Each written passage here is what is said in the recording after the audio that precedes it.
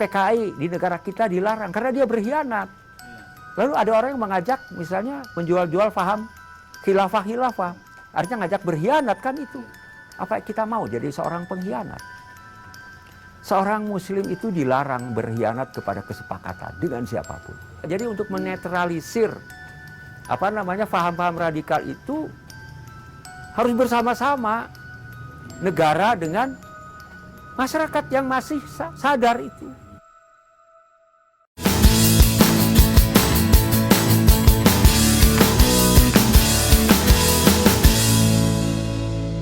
Assalamualaikum warahmatullahi wabarakatuh. Assalamualaikum. Sore ini kita bersama Kiai Mbay di Kota Serang, Provinsi Banten. Hari ini kita akan berbincang dengan Kiai Mbay tentang proses regenerasi di kalangan ulama, di kalangan para pemuka di Provinsi Banten. Bagaimana generasi ke depan menghadapi paham-paham yang radikal, bertentangan dengan paham-paham yang merusak tatanan kehidupan sosial kita. Langsung saja kita berbincang dengan Kiai Mbay. Assalamualaikum Kiai. Sehat Kiai? Ini lebaran kedua di masa pandemi COVID ya Pak Kiai. Menyambut Ramadan ke depan, apa nih yang sudah dipersiapkan? Kayaknya dalam hitungan hari sekitar seminggu lagi Pak Kiai. 2 minggu lagi. Oke, mungkin bisa diceritakan Pak Kiai. Insya Allah kita semua umat Islam patut bersyukur dipertemukan kembali dengan Ramadan. Ya. Ramadan ini bulan yang diberkahi, bulan yang penuh dengan rahmat, ampunan dan juga mendidik kita. Jadi pada dasarnya pada saat kita melaksanakan ibadah saum, kita sedang meneladani bagaimana Allah yang tidak pernah makan dan tidak pernah minum. Yeah. Oleh karena itu Allah berfirman di dalam hadis qudsinya, as-saumu li wa ana ajzihi. Puasa itu milikku dan aku yang membalasnya tanpa batas. Subhanallah. Yeah. Nah kemudian puasa itu sendiri bukan tujuan. Tujuan puasa itu adalah la'allakum tattaqun, agar kalian menjadi orang yang bertakwa. Orang yang bertakwa ini yang disampaikan, yang difirmankan oleh Allah di dalam Al-Quran, inna akramakum indallahi atqakum. Sesungguhnya orang yang paling mulia di sisi Allah adalah orang yang paling bertakwa. Siapa itu? Nabi menjelaskan ahsanuhum khuluqan, yaitu orang yang berakhlak mulia. Jadi ciri seorang yang mutakin adalah akhlaknya mulia. Oke. Kemudian kita juga pernah diajarkan pada saat di Hidaiyah. Rasul berpesan, al-muslimun man salim al-muslimuna min lisanihi wa yadihi. Seorang muslim itu yang menyelamatkan saudaranya sesama muslim dari perbuatan lidah dan tangannya. Oh. Jadi seorang muslim tidak boleh mengganggu saudaranya, bahkan dengan bau badan sekalipun. Wis. Ketika kita berkumpul ke masjid, kita diperintahkan, disunahkan untuk menggunakan parfum. Kenapa? Jangan sampai bau badan kita mengganggu saudara kita yang lain. Nah, bagaimana mengganggu dengan perbuatan dan perkataan? Betul, oke. Artinya sangat dilarang. Iya, betul. Pak Kiai, ini kan momen Ramadan ini selain memperkuat ketakwaan kita, juga memperkuat manfaat kita untuk sesama, Pak Kiai. Bagaimana Pak Kiai melihat di masa pandemi ini kan artinya banyak hal yang membatasi ruang gerak kita, tapi kita ingin tetap menjadi manusia yang bermanfaat buat sesama. Mungkin bisa diceritakan Pak Kiai. Ya, jadi Rasulullah bersabda, berapa banyak orang yang puasa tidak dapat apa-apa kecuali lapar dan haus. Oleh karena itu di bulan Ramadan kita diperintahkan untuk walaupun hanya sekedar memberi buka dengan sebutir kurma. Ya. dan segelas air putih. Ya. Nah, itu kita di bulan Ramadan dicontohkan oleh Rasulullah agar lebih dermawan dari di bulan-bulan biasa. Oke. Karena sedekah di bulan Ramadan, ibadah di bulan Ramadan ini dilipat gandakan oleh Allah Subhanahu wa ta'ala. ganjarannya, pahalanya. Untuk itu kita sangat berterima kasih, bersyukur nih ya, kita semua dipertemukan kembali dengan Ramadan. Ya. Untuk apa? Menghapus, ya mudah-mudahan pahala-pahala yang kita laksanakan selama Ramadan itu dapat menghapus dosa-dosa kita. Ya. Karena pahalanya dilipat gandakan. Oke. Pak Kiai, ini kan sebagai sesepuh di tanah Banten, dari tahun ke tahun kan tumbuh mubalih muda, ulama muda, juga para pemikir muda, pegiat sosial muda. Bersamaan dengan itu, dunia ini kan makin nyaris tanpa batas. Oke. Apa yang terjadi anggaplah di Amerika pada saat ini, mungkin pada jam yang sama kita sudah bisa mendengarnya di sini. Nah, banyak pengaruh-pengaruh yang kalau kata orang sekarang katanya banjir informasi, Pak Kiai. Nah, bagaimana sebagai sesepuh Banten memesankan kepada para yang muda-muda yang baru tumbuh ini supaya spirit kemanusiaannya, spirit tatanan sosialnya tetap bisa terjaga nih Pak Kiai. Mumpung bulan Ramadan di depan kita. Silakan. Ya. Seperti kita maklum bahwa memang sekarang ini informasi sangat terbuka. Ya. Dunia itu sudah sangat mengecil di sini. Ya. Kejadian di satu negara sekian detik kita sudah dapat tahu. Ya. Oleh karena itu sebenarnya kita juga tidak boleh tertutup dengan informasi itu, hanya tapi kita harus bisa menyaring. Ya. Karena di zaman Rasulullah masih hidup saja, itu luar biasa ada nabi palsu. Oh. Namanya Musailama al-Kadzdzab. Ya. Orang mana dia? Kan orang Arab. Hmm. Ada pengkhianat, tokoh pengkhianat Ya. yang dekat dengan Rasulullah. Namanya Abdullah bin Salul. Oke. Ya, selalu bikin berita-berita bohong. Makanya waktu Rasulullah pun pernah diserang dengan berita bohong. Namanya hadisul ifki.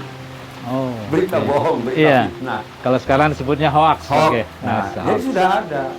Jadi hoax itu pertama kali dilakukan oleh iblis kepada Nabi Adam alaihissalam, kepada kakek kita. Ya.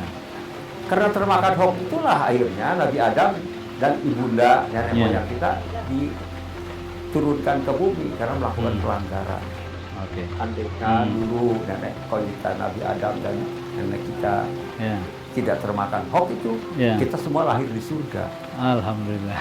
Dan kita pun akan kembali ke surga. Ya. Kita ini bukan penduduk bumi. Ya. Kita sedang diuji di muka bumi.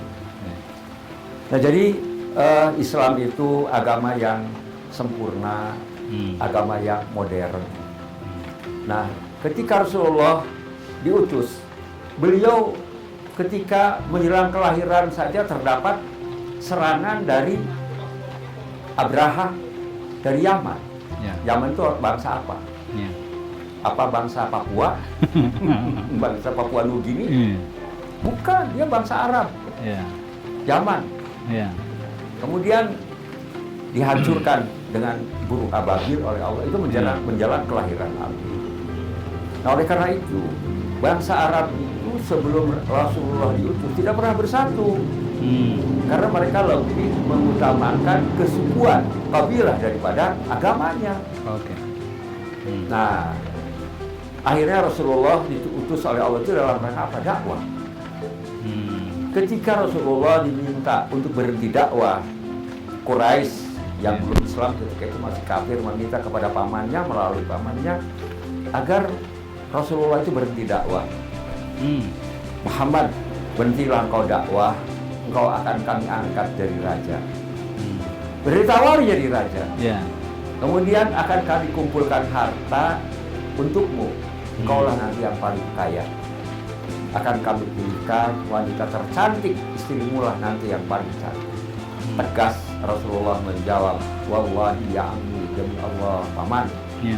seandainya mereka bisa menempatkan matahari di tangan kanan, rembulan di tangan kiri, saya tidak akan pernah berhenti dakwah sampai saya berhasil atau hancur karena itu. Nah, beban itu semua diberikan kepada kita umat Islam, dakwah itu. Nah, dakwah itu kaidahnya adalah amar ma'ruf nahi mungkar. Amar ma'ruf itu harus bil ma'ruf, bukan dengan marah-marah, caci maki, apalagi bikin tindakan-tindakan mencelakakan orang lain. Ya. Kenapa? Karena Allah berfirman di dalam Al-Quran, membunuh seorang manusia sama dengan membunuh seluruh manusia. Coba, menolong, menyelamatkan nyawa seorang manusia sama dengan menyelamatkan nyawa seluruh manusia. Itulah ajaran Islam. Nah, kemudian dakwah itu makanya Rasulullah selalu pendekatannya pendekatan dakwah. Rasulullah tuh dilempari, dikasih, dicaci maki, ya sampai beliau berdarah-darah. Apa beliau marah? Tidak. Ditawari oleh malaikat, ya Rasulullah akan kutimpa mereka itu, Bani Taif itu, dengan bukit itu. Asal kau minta izin kepada Allah, karena malaikat hanya melaksanakan perintah. Kalau kita, mungkin ya wis timpalah. Hajar gitu. Rasulullah tidak begitu, malah beliau berdoa, Allahumma hdi qaumi fa innahum la ya'lamun. Ya Allah, berikan hidayah kepada mereka, karena sesungguhnya mereka tidak tahu. Coba bagaimana? Rasulullah selalu melakukan pendekatan dakwah. Pendekatan dakwah itu merangkul, bukan memukul. Dan harus menimbulkan simpati orang kan dakwah itu. Ya, betul. Ya. Lalu nahi mungkar, mencegah kemungkaran, tidak boleh melakukan kemungkaran yang sama. Nah, kalau melakukan kemungkaran yang sama apa bedanya? Ya. Nah, itulah yang Rasulullah contohkan kepada kita agar kita berhati lembut, kemudian mengajak kepada jalan baik dengan cara yang baik, mencegah yang jalan buruk, tidak boleh melakukan keburukan. Dan kita dilarang mengganggu.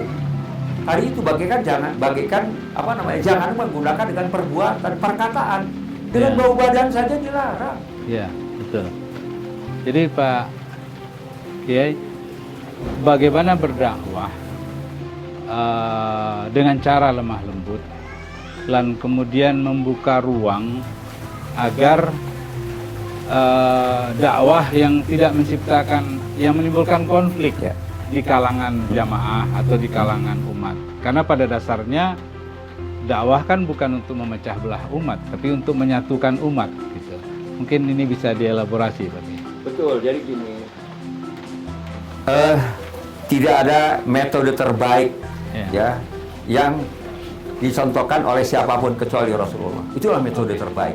Karena itu langsung oleh Allah. Ya, Rasulullah itu semua tidak ada kata-kata beliau sendiri, tapi semuanya adalah wahyu. Itu.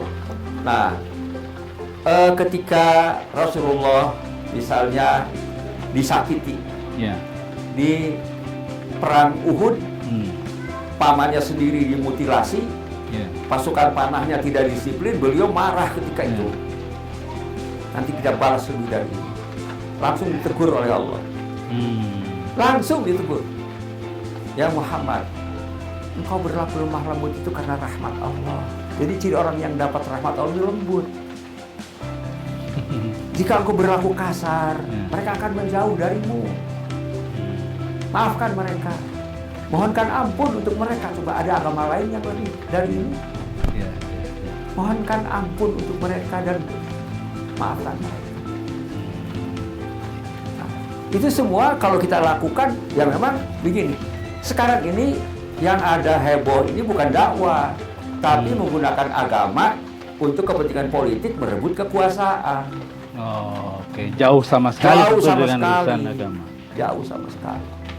Jadi kalau misalnya atas nama alasan dakwah, atas nama alasan agama, kemudian misalnya mengajak orang-orang tertentu untuk melakukan tindak kekerasan atau apa yang sekarang disebut sebagai paham radikal, artinya di tengah informasi yang simpang siur seperti ini, umat juga mungkin ada juga bingung sulit menemukan rujukan Ya. seperti apa gitu. Nah, Pak Mbai, bagaimana saran-sarannya agar umat tetap menjaga kesulitannya? Tadi saya sampaikan ya, Rasulullah itu di awal saja sudah ditawari jadi raja. Ya. Beliau menolak. Beliau tetap dakwah. Ya. Tahu ujungnya beliau jadi kepala negara juga, Ya. kepala negara Madinah, Ya. yang kemudian menyatukan satu jazirah Arab menjadi satu negara, namanya negara Madinah. Yang sekarang pecah menjadi 22 negara. Ya. Di Karena zaman kata Rasulullah itu satu, Pak. Ya, sebelumnya tidak pernah ada pemerintahan, kemudian Rasulullah diutus, Rasulullah berhasil menyatukan satu jazirah Arab, satu jazirah, satu dataran, bahasanya sama, agamanya sama. Sepeninggal Rasulullah, sekarang pecah menjadi 22 negara. Ya. Ya, Ya. kenapa? Karena Rasulullah menyatakan sebelum wafat menyatakan nanti kalian akan kembali kepada kebiasaan lama kalian. Apa itu? Perang suku. Ya sekarang mereka terjadi kan? Ya, ya. Ya, jadi konflik-konflik etnik ya, Pak. Betul. Jadi lebih mengutamakan apa? Kekuasaan. Nah, sekarang ini kita di negara kita itu juga begitu. Jadi mereka yang datang baru-baru ini, Ya.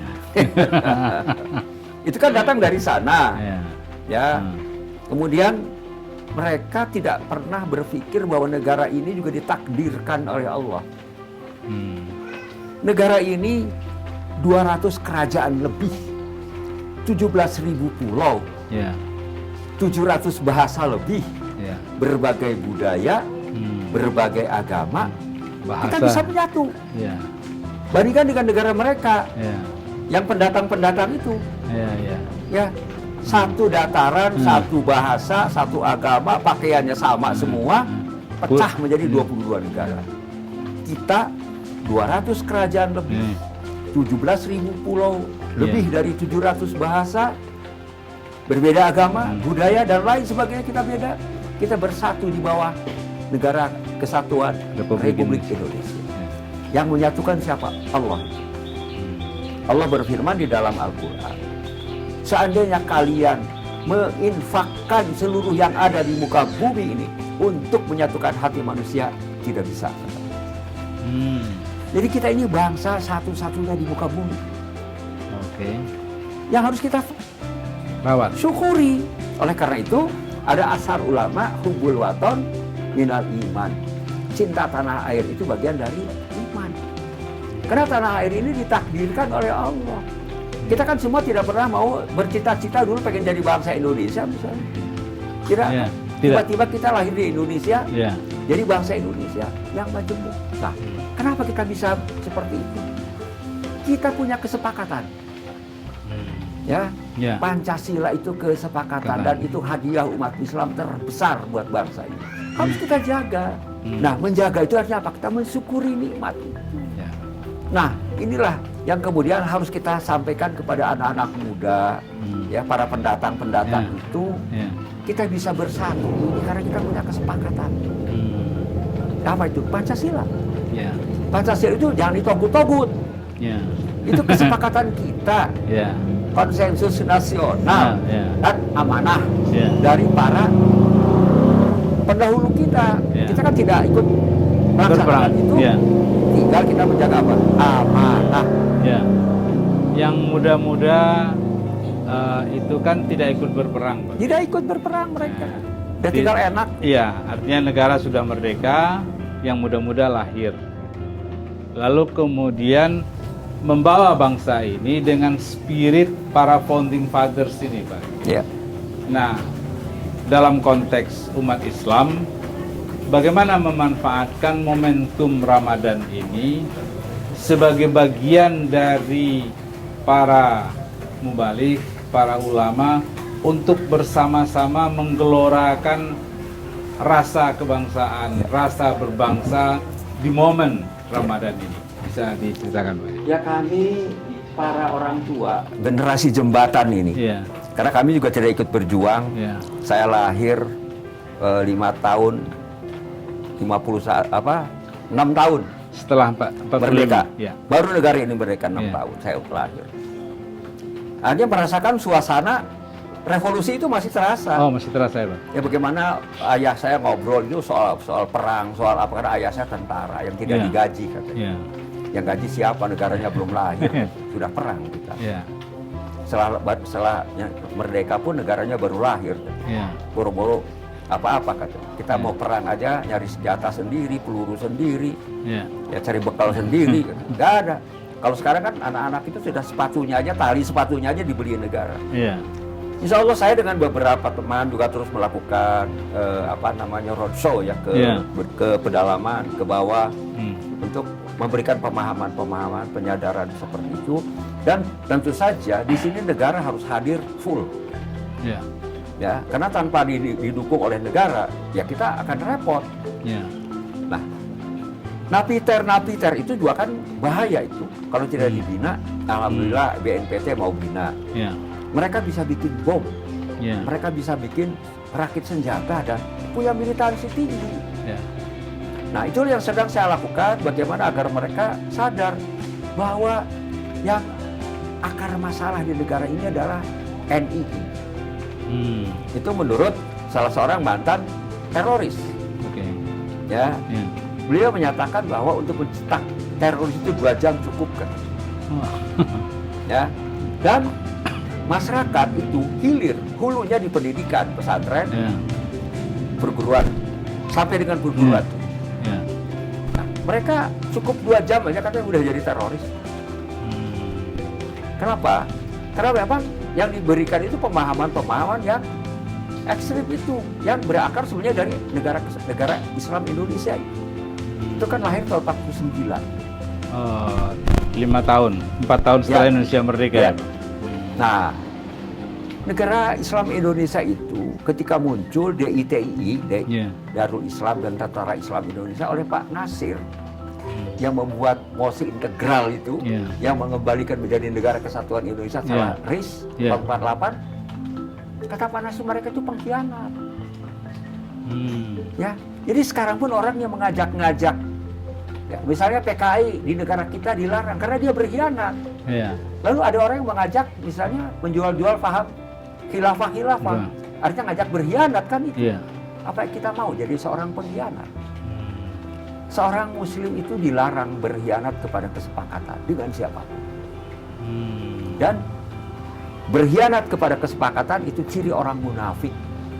Hmm. Bahaya kan? Iya, betul. Nah, inilah yang harus kita terus berikan pemahaman kepada anak-anak muda kita, terutama yang memang mereka tidak pernah ikut lelah Iya. berjuang. Iya. Ya. Kemudian berikan pemahaman seperti itu. Negara, saya bilang tadi harus hadir untuk memberikan penyuluhan, pemahaman ya kepada mereka.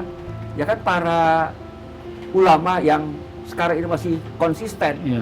kan mereka butuh dukungan juga. Iya. Itu. Hmm. Saya kira itu Pak. Jadi untuk Ya. menetralisir paham-paham radikal itu harus bersama-sama negara dengan masyarakat yang masih sadar itu, agar anak-anak muda ya terutama orang yang terpapar itu Iya. dia bisa paham, bukan karena hanya ya katanya-katanya. Ya. Oke. Nah di Banten sendiri Pak Kiai dengan dengan lapisan antar generasi ini model dialognya seperti apa? Ya saya sering Ya. keliling Ya. saya sering keliling ke daerah-daerah, mendatangi tokoh-tokoh agama, mendatangi pondok-pondok pesantren. Saya berikan pemahaman-pemahaman bahwa kita dilarang berkhianat kepada kesepakatan, dan itu ciri orang yang berbudi pekerti mulia. Oke. Islam itu agama akhlak kan. Ya. Ciri akhlak mulia adalah dia tidak pernah berkhianat kepada kesepakatan dengan siapapun. Oke. Dari kunjungan ke pesantren-pesantren di Banten dengan tokoh-tokoh muda, apa hambatan atau kesulitan mereka untuk menjaga dan menumbuhkan rasa kebangsaan pada para santri atau pada sesama bagi yang ada dialog dengan mereka? Ya, kalau kita datang, kita berikan pemahaman dengan tadi dalil-dalil Iya. ya. yang akurat, yang qat'i, mereka langsung sadar. Ya Allah, katanya ternyata saya nggak nyangka pemikiran Pak Jimba itu kayak gitu. Padahal dia tadinya ekstrim. Yang langsung kami nggak nyangka tuh pemikiran ini bukan pemikiran saya, ini saya bilang ini aturan agama. Saya keliling Pak. Nah, buat saya nggak ada masalah. Ya, saya punya kemampuan untuk beli bensin apa segala macam, beli oleh-oleh yang saya tinggalkan.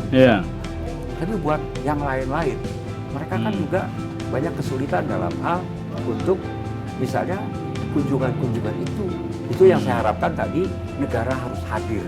Ya, adakanlah terus penyuluhan-penyuluhan. Karena yang punya materinya kan para kiai ini.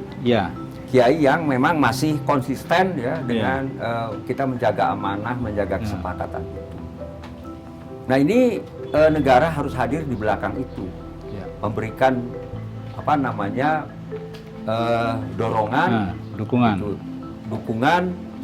Kalau perlu nanti misalnya ada semacam TOT, ya TOT dari mulai tingkat provinsi, ya tingkat Polda, misalnya, apakah Polda, BNPT, BIN, misalnya, ya, semua bergerak menyatu, lalu kita mulai TOT dari tingkat provinsi, nanti dia trainer di tingkat kabupaten kota, nanti dia trainer ke tingkat kecamatan dan desa. Jadi kita proaktif, bukan reaktif. Sekarang ini kan kelihatannya lebih banyak reaktif daripada proaktif. Iya. Tapi dari sisi ketersediaan, artinya ketersediaan jumlah ulamanya, secara teknis mulainya seperti apa baiknya ya Pak Kiai? Saya kan sudah punya ulama-ulama ya, ulama-ulama muda yang siap untuk melakukan itu, dan tinggal digerakkan saja.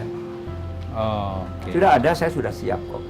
Jadi kalau misalnya Banten misalnya, Pak Kiai Mbay misalnya bisa menjadi pilot project untuk proses berjenjang tadi ya, dari provinsi ke kabupaten, kabupaten ke kelurahan, ke desa, tingkat RT. Ke tingkat RT, hingga kemudian narasi menjaga keutuhan bangsa, merawat kesepakatan para founding fathers kita ini bisa lebih meluas dan pemahamannya bisa komplit gitu. Itu yang penting kan gini. Makanya kenapa mereka begitu sangat sekarang ini masif ya. Mereka bergerak terus. Dari mulai kultum, khutbah, pengajian, kegiatan-kegiatan yang bersifat katakanlah misalnya memperingati apa. Mereka jalan. Sementara kita nggak bisa seperti itu. Nah, makanya saya sampaikan sebaiknya negara itu harus proaktif, jangan reaktif. Sebab itu semua adalah hilir. Hulunya di mana? Di pendidikan. Nah, sementara pendidikan kita juga sudah banyak yang terpapar. Itu jadi harapan saya adalah dengan saya sudah sering juga kumpul dengan teman-teman para ulama, baik yang sudah sepuh ataupun yang masih muda-muda, yang tertua ya saya lah sekarang. Alhamdulillah mereka siap gitu. Jadi hanya misalnya gini, mereka kan selalu menggunakan YouTube misalnya. Nah kalau kita balas dengan YouTube kan hanya jadi kayak berbalas pantun. Tapi pemahaman di bawah tidak ikut berubah ya. Nah, itu makanya harus turun dari mulai TOT tingkat provinsi, tingkat kabupaten kota, terus tingkat kecamatan, tingkat desa, tingkat kelurahan, sampai dengan tingkat RT. Jadi materinya jelas gitu. Ini loh ayat Quran, ini loh ayat. Nggak ada Islam ekstrim tuh nggak ada. Umat Islam itu umat yang moderat. Ya wa kadzalika ja'alnakum ummatan wasata. Itu kata Allah. Dan sesungguhnya kalian itu umat Islam itu umat yang pertengahan, umat yang moderat. Tidak ke kanan, tidak ke kiri. Nah ini yang kurang dalam pengajian-pengajian, ini kurang dibahas, kurang dikaji. Secara material sebetulnya itu momen yang baik Ramadan ini Pak Kiai ya, untuk artinya bisa lebih masif karena di banyak tempat juga bisa berjalan secara bersamaan. Dan kemudian suasana Ramadan juga mempengaruhi gitu Pak Kiai.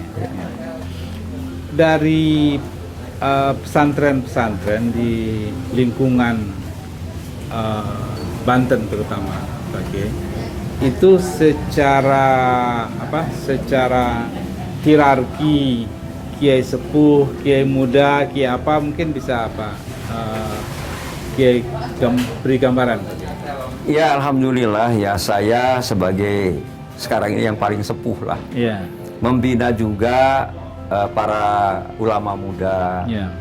Tuh, alhamdulillah mereka juga menyambut baik. Ya. Karena memang dasarnya saya tidak punya kepentingan apa-apa. Oke. Itu saya ditawari misalnya apa-apa enggak, saya bilang. Ya. Ya, saya akan jadi teman semua. Ya. Gitu. Jadi sampai-sampai karena saya sering keliling ke bawah, Ya. katanya popularitas saya naik terus. Wah. Tanya, Pak Bay mau nyalon lagi? Enggak, saya bilang. Ya. Saya nggak nyalon. Itulah karena saya jalan terus, Pak. Oh, oke. Saya keliling terus dan Ya. saya manfaatkan terus. Hmm. Misalnya saya diundang undangan pernikahan, di dalam itu pun saya manfaatkan. Acara itu pun saya manfaatkan. Jadi- Acara misalnya besok hari apa, Sabtu saya ke Depok Ya. diundang, juga saya sampaikan Hmm. dalam setiap kesempatan. Kemarin ada ulang tahun Global School, Ya. saya sampaikan, saya kumpulkan sebelum acara mulai.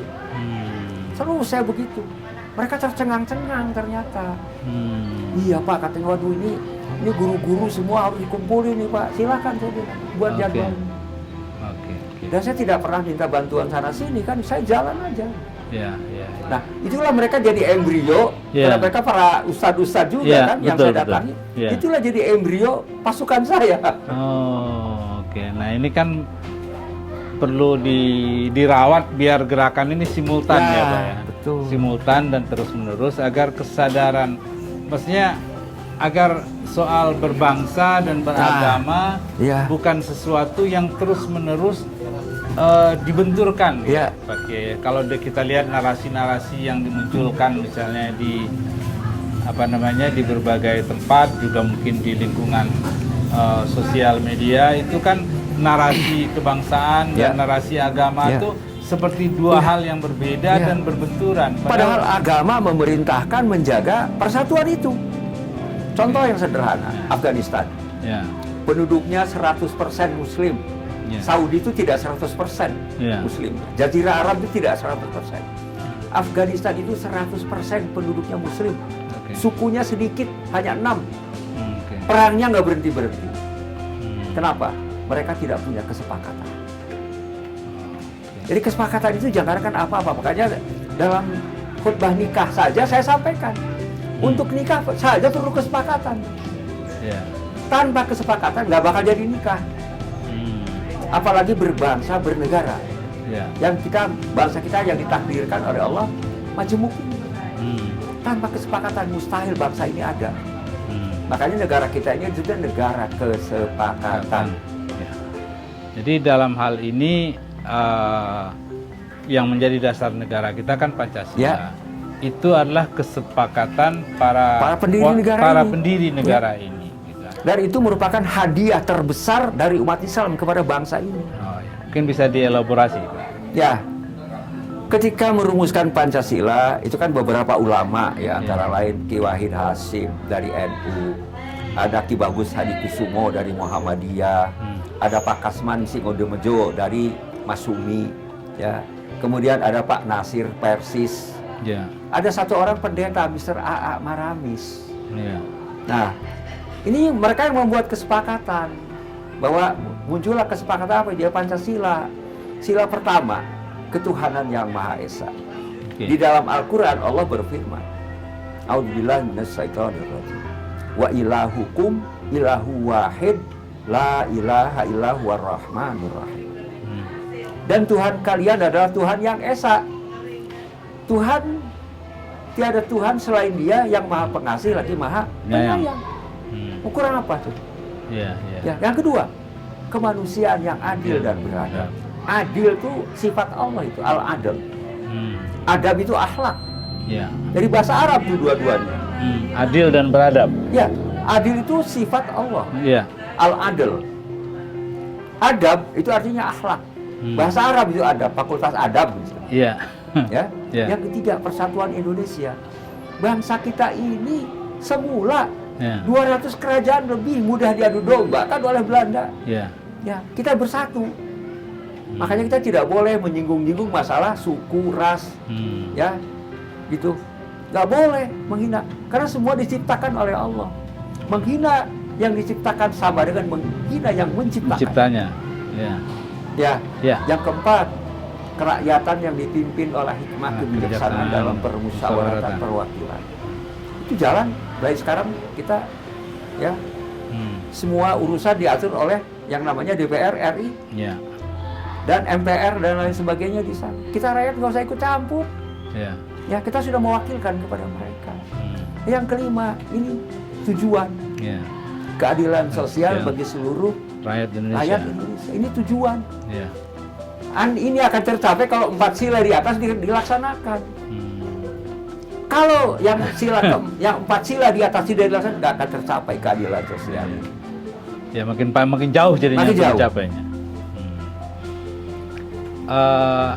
Ada yang menyebut juga Pak Kiai bahwa artinya paham-paham yang radikal, paham-paham yang bertentangan dengan tatanan kita itu dinilai sebagai akibat dari kemiskinan.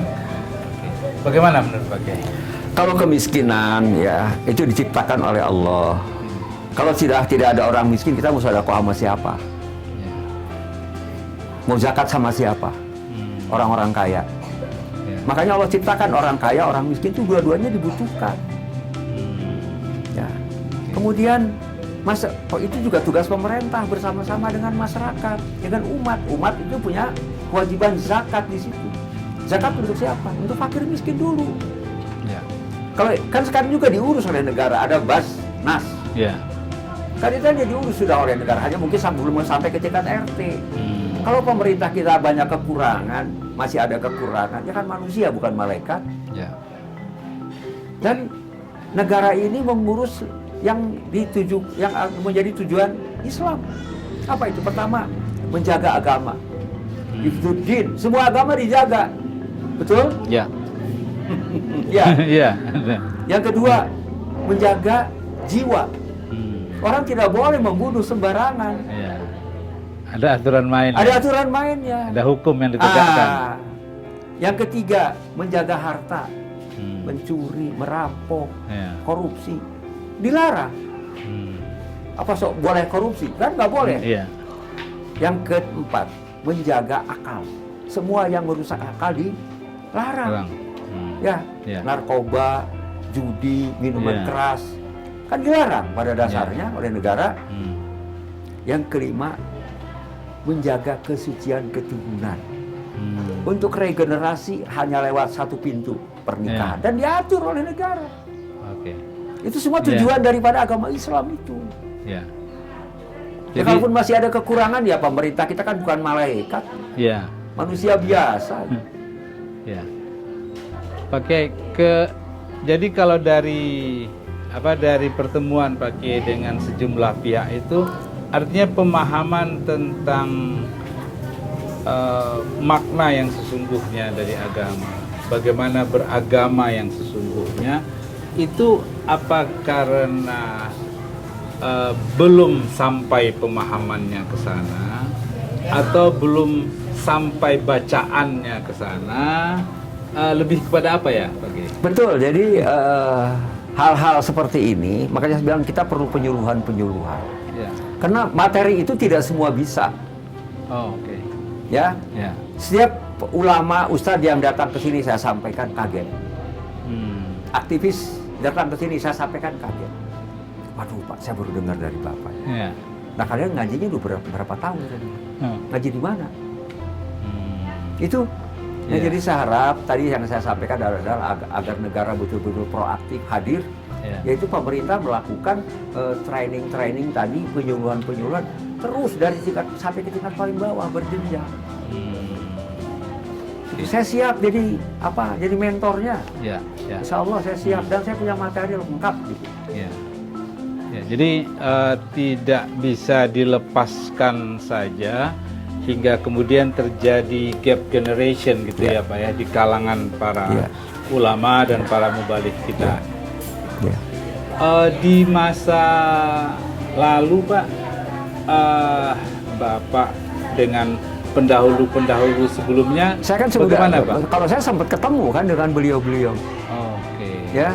Iya. Beliau-beliau itu masih ketemu saya ketika saya masih SMP, sudah ketemu Oh, dengan para ulama yang dulu berjuang langsung itu. iya.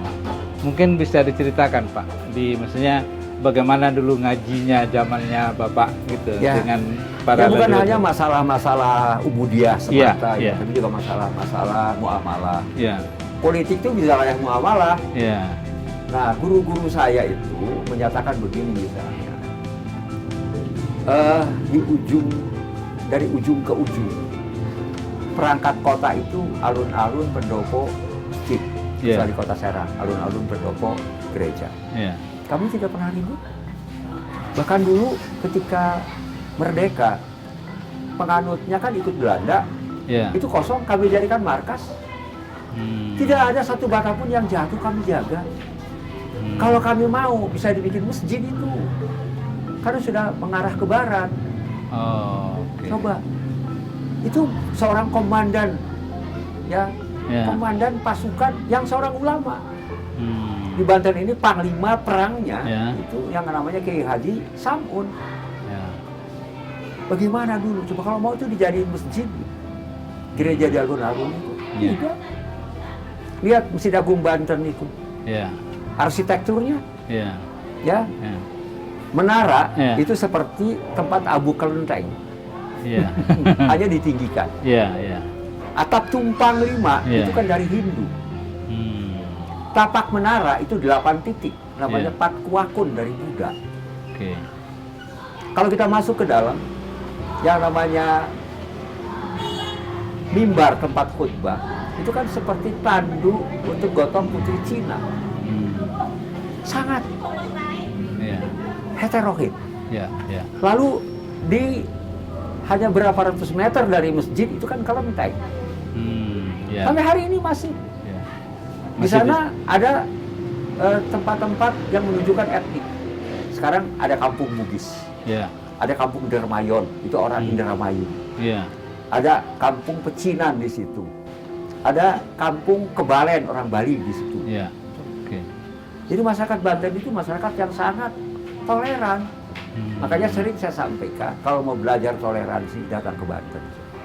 Oke. Sampai hari ini masyarakat Banten mayoritas tidak motong sapi, motongnya kerbau. Bagian dari penghormatan Nah, untuk saudara-saudara kita Itu yang ditinggalkan oleh para leluhur. leluhur kami. Saya ini aktivis Islam yang sempat menjadi salah satu ketua MUI di Provinsi Banten 17 tahun saya di MUI. Oke. Juga merangkap juga ketua Dewan Penasehat Paguyuban Warga Tionghoa Banten. Oke. Mereka yang minta. Bagaimana saya bilang, kok Pak Bay mau? Loh, emang manusia di muka bumi ada yang bukan keturunan Adam? Mana tunjukkan manusia yang keturunan teori Darwin? Nggak ada. Semua manusia di muka bumi ini keturunan Adam. Dia jadi bangsa apa, jadi suku apapun, itu takdir. Saya jadi orang Banten tidak pernah mengajukan proposal kepada Allah untuk jadi orang Banten. Tiba-tiba saya jadi orang Banten, itu kan takdir.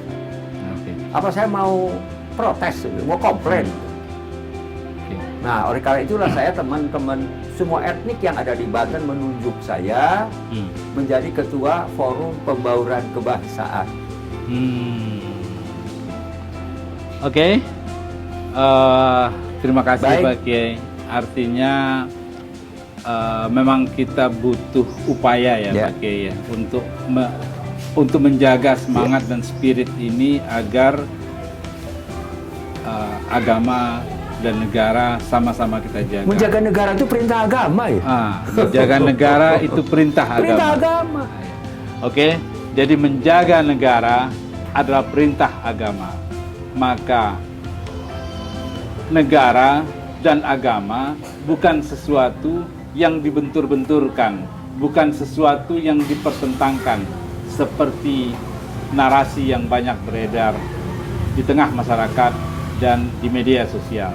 Artinya, pesan pikiran, arah dan panduan yang dinarasikan oleh Kiai Mbai adalah sesuatu yang penting buat kita untuk kita camkan. Supaya apa? Supaya kita menjadi anak-anak bangsa yang menjaga agama dan menjaga bangsa ini. Assalamualaikum warahmatullahi wabarakatuh. Waalaikumsalam warahmatullahi wabarakatuh.